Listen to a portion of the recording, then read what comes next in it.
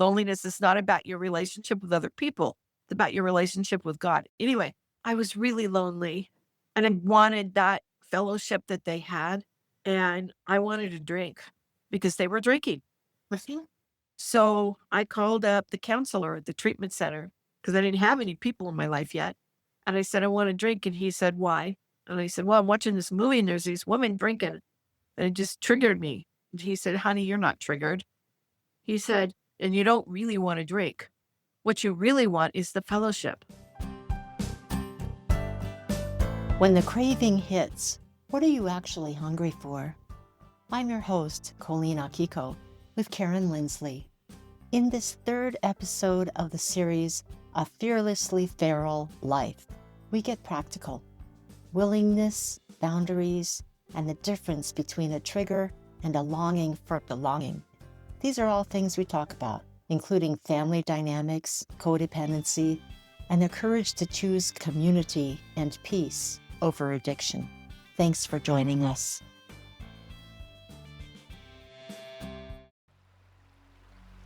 I love your, what did you call it? Spiritual psychology. Spiritual psychology? And Ernest Holmes actually called our teaching that. So Yeah. I feel validated in calling it that. Yeah.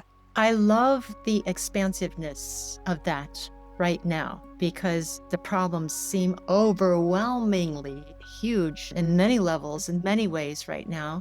And when we have an expanded psychology, then it's up to the task. You know, when we say, okay, I'm stepping into this from a place that knows no limitations. So yes, the problems are huge, but you know, my source is infinite. And so it's okay that the problems are huge. Yeah. And I'm not clogged up with this heavy addiction that is keeping me from being able to move. What a gift. Yeah. When we are in active addiction, so much happens. I mean, the way you phrased it, keeping us from being able to move, because the only thing that's on our mind is more of whatever substance we're addicted to. Yeah, that takes a lot of space. Yeah, our whole goal in life is got to get more of that. And so we will do anything in order to get more of that, whatever it is. And so it changes how we show up in life. Yeah. When we're no longer in active addiction. I love that you shared that. I feel like that is what so many of us need to really take in right now. Because we can have been in that addiction, whatever it is, for so long that we forget there's a different way to be. I mean, you said that in your story, you were there for 20 years. So. Or we never learned in the first place that it's an addiction because everybody in my life drank and used the way I did. Really? I did not know any different way of living. So when I got sober, all of a sudden, I'm pushing back against a family that drank and used the way I did, or exercise some other forms, because alcoholism and addiction is a family disease. And sometimes the family unit, they don't drink or do drugs, but they get it real heavily. They are the best examples of codependency that I have ever seen in my entire life. The addiction can manifest as different forms. And so I was pushing up against a biological family unit that manifested addiction in different ways. And in my recovery, when I pushed up against them, they resisted. Except my mom did not resist. So she was an interesting character. I love my mom. She was a character. She was just a character. Smart, sarcastic, beautiful, and addicted. And when I got sober, she decided to stop drinking and stop using street drugs, but she kept using prescription meds. And she continued to use prescription meds until the day she died. She never really got over or beyond her addiction, but she tried. She tried. And do you feel like she sloughed off some of the heavy stuff that was taking space? Did you feel like more of her light was present in her after you became sober? Well, our relationship certainly improved. But we had a couple of those talks, We had a couple of those. And I set some boundaries, and bless her heart, she honored them. Oh, good. Because she was also verbally abusive in her addiction. And I said, don't say things like that to me anymore. It hurts. And she said, oh, honey, I'm so sorry. I'll never do it again. And she never did. Wow. She That's never. amazing. And then when I work with people, I say, you got to let them know how you're feeling. Not in a blaming way, not in a you statement, but this is how I feel, and give and ask. And that's what I did with her. And bless her heart, she honored it. And I know that she was able to open up enough to start questioning things by the time she died, but she was so young when she died. She never dealt with her own grief from the stuff that had happened to her in her life. She never got to a place of forgiveness. She never healed, and it killed her eventually. I believe she died of a broken heart, that she never healed. Yeah. But she was questioning at the end there. Yeah. Did you know or have any expectation when you yourself chose sobriety that she would move that direction in response to you? No. And sobriety was not a choice for me, not in the beginning. Just a FYI. It was pretty early on in the process, but it wasn't in the beginning. But I showed up to treatment because I wasn't working. I had no friends left. My family threatened to disown me if I didn't get some help. And I was hungry. I was hungry for food. I mean, literally, I was hungry and puzzled. And honestly thought that I was clinically crazy. Wow. Yeah, that's what Terrifying. I didn't think I had an alcohol problem. I thought I was crazy. I thought I was nuts. And by the way, acronym for nuts, not understanding true self. I like that. Yeah. And I was so not prepared to quit drinking. I was like, excuse me, but that is not my issue. My issue is you. And, if you just leave me alone and let me go do what I need to do, life would be just fine. That's very familiar. Yeah. So early on, somewhere in the first or second week, some stuff started to happen to me inside of me. And I started to get a glimpse of what sober living could look like. My little willingness button was turned on. And that was all it took. That was all it took. So if people are experiencing addiction or alcoholism, call it whatever you want, willingness is all it really takes. There doesn't need to be an understanding of what God is or is not. There doesn't need to be an understanding of what's going on. There doesn't need to be an expectation of the future or anyone in your life. Just to be willing to be open to any new ideas that might be being presented. Sure. Like, I'm willing for things to be better. Yeah. And I was. And what that little tiny bit of willingness did for me was basically the first step in recovery. And as soon as I did that first step and incorporated that into my consciousness, the desire to drink and use went away. I had no more desire because alcoholics and addicts are actually quite strong people. If we want something, we're going to get it. So if I still wanted to drink and use, I would have found a way to do it. I no longer wanted it, and I don't want it to this day. And that's the beauty of recovery, is when you stop wanting it. And there were a couple little episodes in early recovery when I got out of treatment where I wanted it. Thank God I had a support group in place. For example, I was watching a movie and there were 3 women who were really close friends drinking at a bar and just enjoying themselves in their friendship. I didn't have that. I was lonely. I didn't yet understand the concept that you can't be lonely if you have a connection with a God of your understanding. Loneliness is not about your relationship with other people. It's about your relationship with God. Anyway, I was really lonely and I wanted that fellowship that they had. And I wanted to drink because they were drinking. So I called up the counselor at the treatment center because I didn't have any people in my life yet. And I said, I want to drink. And he said, why? And I said, well, I'm watching this movie and there's these women drinking. And it just triggered me. And he said, honey, you're not triggered. He said, and you don't really want to drink. What you really want is the fellowship. Mm-hmm. And I went, oh, okay. And the desire to drink went away, and off I trotted to an AA meeting and started getting involved in this fellowship. Yes, it's so good to feel welcomed, to feel like I belong. I belong. Yes. And that's, you were talking about the belonging in centers for spiritual living, and that definitely goes on. But it happens in the 12-step rooms of Alcoholics Anonymous as well. Yeah. Where we are loved unconditionally. Mm-hmm. And people, they don't care if we stink.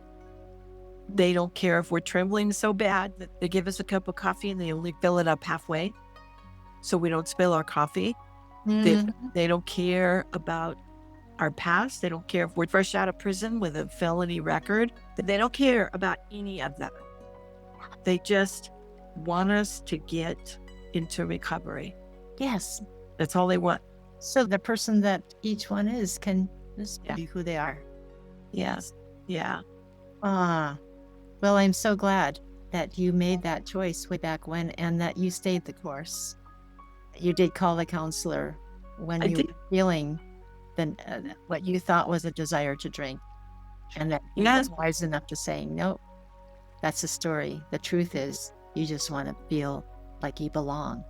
I just want some people in my life because nobody was good to me at the time. Yeah, we're only human. Yes. Yeah, we need that. And whether we feel we're struggling with addiction at this moment or not, I heard an interview the other day talking about the power of community, and that right now, where we are seeing things so much on a daily basis of people being dehumanized, that if we don't somehow place ourselves in community, it will exponentially increase our suffering. Just really underlining the importance of being in community. Yeah. That community piece is absolutely essential. It is essential. Yeah. And you don't have to be in active addiction to want to be in community or to seek out community or to be accepted in a community. And some of the centers for spiritual living that I am in contact with, and there's actually quite a few, many of them are experiencing a lot of growth right now because people don't know what to do with all of these feelings that they're experiencing as a result of what's going on out there. And they're frightened and they're uncertain.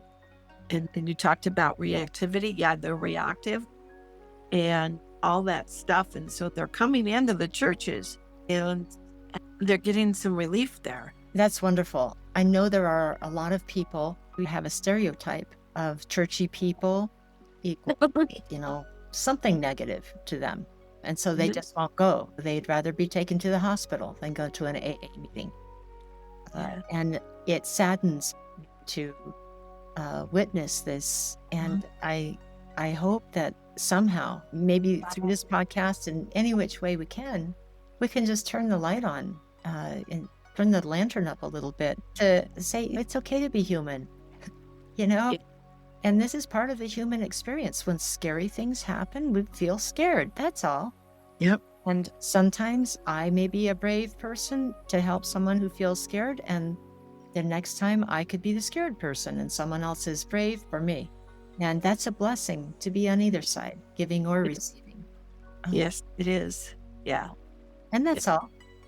I particularly like Centers for Spiritual Living and Unity churches and a variety of other spiritual communities. Any place where you can go and feel accepted as you.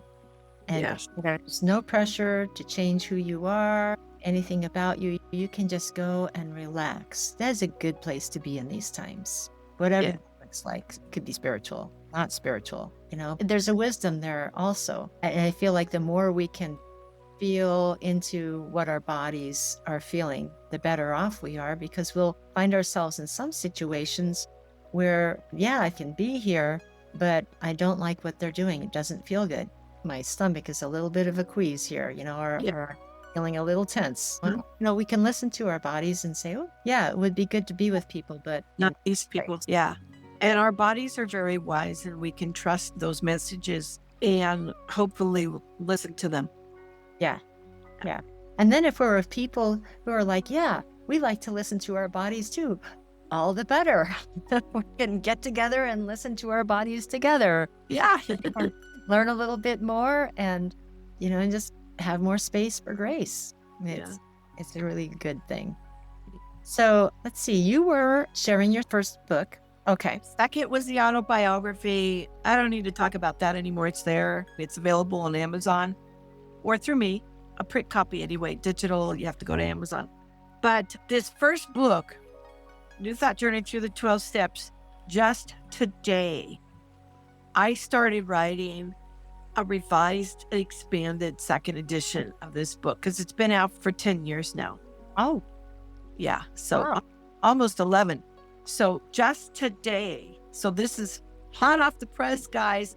First public announcement. Just today, I started working on an expanded edition of that. The reason I started working on expanded edition is because my third book, which is called How to Live Fearlessly Feral, is complete. It is in the process of being uploaded to the publisher as we speak. High five. I'm pretty excited about that one. Yeah. So the first book is all about principles and mostly about practices, the 12 steps interpreted through a new thought lens. Yes. The third book is a list of practices and their descriptions and a list of principles and their descriptions. Principles are things like love, oneness. We talked a little bit about oneness earlier. That's a principle. And then the third part of the book is where the magic happens, because anybody can write about principles. The third part of the book, I've never seen this done before. It's a set of monthly guides. Each month takes a principle that I've talked about and a practice that I've mentioned in the book, and it provides concrete, practical steps to take a deep dive into both principle and the practice, and they're kind of interwoven, they mesh, so that by the end of the month, whoever has done that work is now living, embodying that principle. Wow. They're actually applying that principle in their life instead of just verbalizing it, saying, oh yeah, I believe in unconditional love. And then they go out and hate their neighbor for voting differently than they did. Yeah. None of that going on right now. So they learn how to actually be love. Yes. And I recently looked up the word embody because I came to a realization that a lot of folks don't really know what embody means. It means to give concrete form to. Mm. Yeah. And I do that with each principle and each practice for 12 whole months. It sounds like a book that is geared in a very doable, practical way for someone who cares about growing. Really not just knowing more, but being more.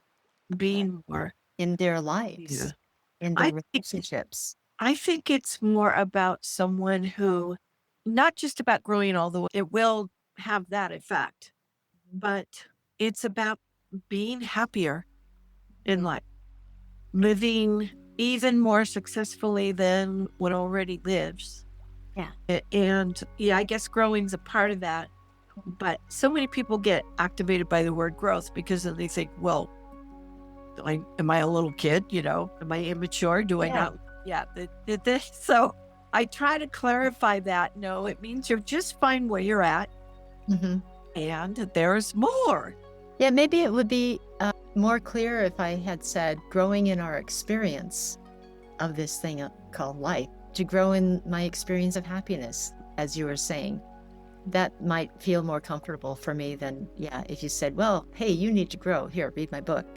No, we could grow from the things offered in the new book, but mostly it's about just living better, living happier, living more joyously, living full on, feeling like we are no longer victims, feeling like we are at choice in life, feeling like I've got this.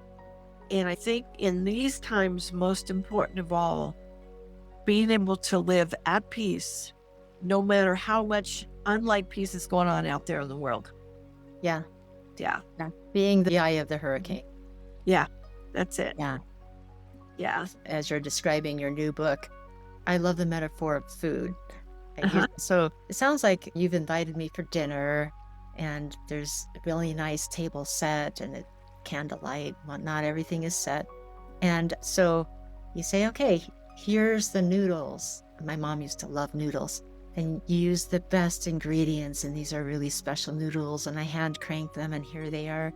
And here's the sauce that's been simmering all day, and it's fresh. I remember you getting all the tomatoes from the farm stand, all this and here, and not just any tomatoes, but these tomatoes. And so here's this beautiful sauce, and it's steamy, and here's these perfect noodles.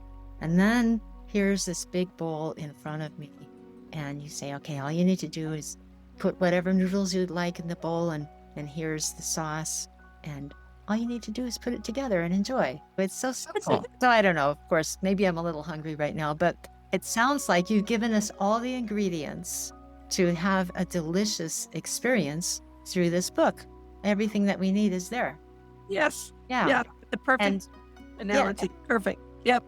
And the way that I know you put everything out there, the blog with your writing, that it's probably impossible to be simpler, and yet the content is all there. The ingredients are pristine, but there's not like 3,800 ingredients. The ingredients that are there are the necessary ingredients, and they are of the highest quality. They are so fresh and delicious. That is what I know of you and how you offer what you offer. There are surprises. There are always surprises with you, but they're really good surprises, You are not the first person that has said that recently. And I'm like, really? Okay, let me think about that. I mean, it's part of having a freshness. You're not an out of the can person. And so what you offer isn't out of the can. It's fresh. I appreciate that you're so willing, and you're very focused in how you bring forth what you offer.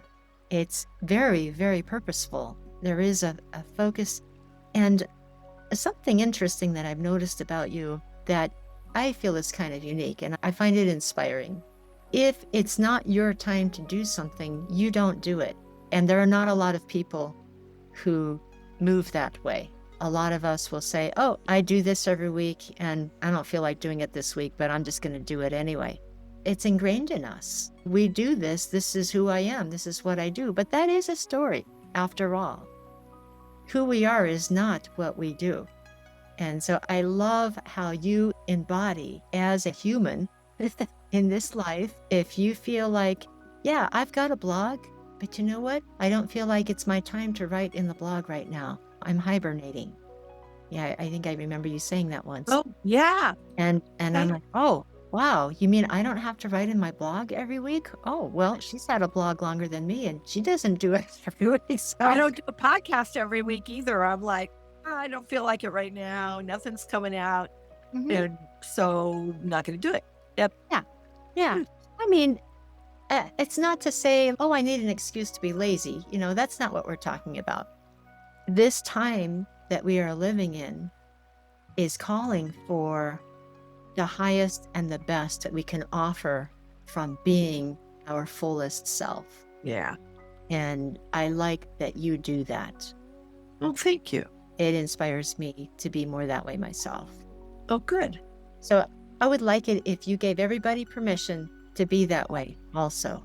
I give all of you permission to love yourself absolutely, unconditionally, and I'm going to sneeze, maybe not, to love yourself absolutely and unconditionally, and it's okay. You don't need to push yourself. Just accept and love what is, and if you don't feel like writing or podcasting or exercising or eating healthy, once in a while on the eating healthy thing and the exercise, just be gentle with yourself. Be gentle. You deserve it. Yes. Whatever is really loving. And if you'd like to seal that with a sneeze, you certainly can. Or it went away. It went away. Oh. You know, I had to move a bale of hay this morning, Mm. and I've been sneezing all day long because it was really a dusty bale. And when I moved it down, I saw all that dust coming up, and I went, "Oh no!" Oh boy. Yeah, there it is. There's all that dust coming up. Yep. Well, thank you for showing up, even with all the dust that you inhaled from that bale of hay. I know as a musician, sometimes I have sneezed at the most inopportune Oh, I know. moments. Yeah, Right into the microphone. I know. And that's actually another opportunity to be gentle and kind to ourselves. Mm-hmm. Yep. Yes. Because that's a natural human thing, those sneezes. And that's body saying, excuse me, but I got to get rid of some stuff here. Ready or not, here I come. Yeah. Yeah. Well, I'm so grateful to have you in this conversation. Me too.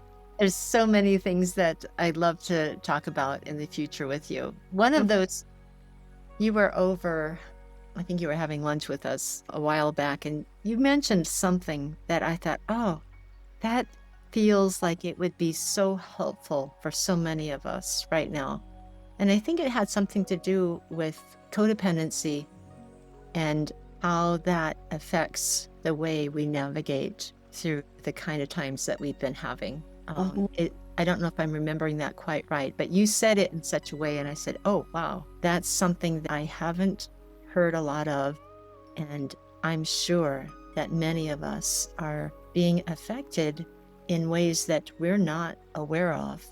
And it's just something that is in a dusty closet within ourselves that needs to be sneezed out. That's all. So yeah, at some point I'll be catching up with myself and catch up with you again. And I'd love to have that conversation. And in the meantime, I also want to ask you, a lot of times we like to offer listeners and readers bonus content from our guests. Is there just anything off the cuff that you can think of that you'd like listeners to be able to receive, just to learn a little bit more of what you're offering, or something that we've talked about that might be helpful to have in their back pocket from you? You know what just came to me is I would be willing to send them the month of January out of the new book so they could look at it and see if that's something that they would appreciate. Oh, that sounds great. Yeah. I'd like that. That'd be a great way to start the new year, Yeah. wouldn't it? Yeah, it'd have to be via email. Yep. That was the format it would come in. So have them email me and Yeah, that'd be great. Or they could come through me as well. What's your email address? KarenLinsley.com. And I'll repeat that because it's kind of long. It's Karen at KarenLinsley.com. Karen at KarenLinsley.com. Beautiful. So they can connect with you directly. If they want to connect through We Be the Change, they can go to SongRise.live, LIVE. At the bottom of each page on that website is the opportunity to connect and just say Karen bonus or January bonus, and we can get that sent. Okay. That sounds wonderful. And any questions or thoughts or comments, we welcome those. If anybody wants to speak with you directly. Hey, and if anybody's in Northern Nevada and wants to get married, you have a lot of years of experience with that as well, I know. Lots of stories in that one. I know, I see pictures. And you have a unique niche with the couples getting married that is just so delightful. Each one is just beautiful. I have a lot of fun with my weddings, yeah. So I'm on Substack as well as Facebook. And Substack, I think it's easier to find me if you look up Fearlessly Feral Living. And then I have a little story to close with about one of my latest wedding couples. Yes. So I get a call at 7:30 at night last Thursday. I did not take the call because I have boundaries. I was busy, and my evenings are kind of my own. I mean, I do a lot of stuff, but I have sacred time, and my evenings are kind of my sacred time. So I let it go to voicemail. When I got up the next morning, I listened to the voicemail, and it was from a lady, and they wanted to get married right away. Well, right away can mean different things. It can mean now, or in a week, or in 2 months. It depends on the people. So I call her back and I say, I understand you want to get married right away. And she said, yeah, do you have any availability today? And I'm like, well, sure. And I was doing a wedding that afternoon. Uh-huh. So I scheduled her in, and I gave her a choice. She could meet me before the wedding I already had or after the wedding I already had. So I didn't have to drive out there twice. Yeah. And she took the before slot. This couple shows up. Turns out he is 91 years old. She is 84, and they've been together for 8 years. And, the groom says, well, I'm not getting any younger. I might die soon. We need to get married. And I'm like, okay, Today. we need to get married today. They already had their wedding license. They were ready to go. They were prepared. They brought their witness with them. It was their daughter, who was actually their chauffeur because they're both too old to drive anymore. So they drove up from Camino to Lake Tahoe. And so we did the wedding, and bless their hearts, they both cried during the ceremony. Now, these are people with a lot of life behind them. Both of them widows. There's a lot of life there, and they both cried during the ceremony. And I almost cried. I'm like, oh my God. And I hardly ever cry anymore because I've done literally thousands of these weddings. Yeah. And when it was all done and I pronounced them husband and wife, the groom would not let go of her. He just kept hugging her and hugging her and hugging her. And it was like she was his lifeline, I think. And she finally said, it's okay. It's okay, George. You can let go of me now. It's okay. And he finally let go. And okay, fine. We're out of here. Bye. See you later. I mean, it was that quick. They were, boom, God, out of here. Yeah. Wow. Actually, what the groom said was, yeah, I guess I better stop hugging you now because I really have to go pee. Yep. And yeah, when you get that age, it's like, you got to go, you got to go. And Well, all the elements right there. Talk about embodiment, right? yeah, I got to Fully human. You go pee. Yeah. A Yeah. fully human experience of getting married. Oh, Yeah, I love that. Oh, Wonderful. Yeah. So, yeah. And that tells me that life can be juicy right up to when it's time to pass through the veil. yeah. Oh, that's beautiful. Thank you. You're welcome. Thank you. Thank you for joining us for this series of Fearlessly Feral Life with Karen Lindsley. I'm grateful for Karen's openness in sharing her recovery journey with us. Our meaty conversation included new thought, boundaries, willingness, healing communities, and other aspects of a fearlessly feral life. What are your thoughts on finding peace and belonging and self-trust on the sober path? Remember Karen's offer to you of a guide from her new book, How to Live Fearlessly Feral.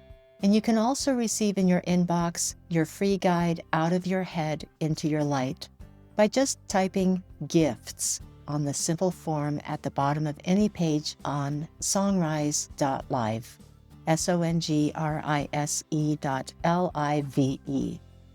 The next time you notice a reactive thought, consider how you might wish to reframe it while taking a pause for a deep breath, remembering to cherish the one-of-a-kind treasure you are. This is Colleen Akiko, your We Be the Change host. Keep your high beams on. See you next time.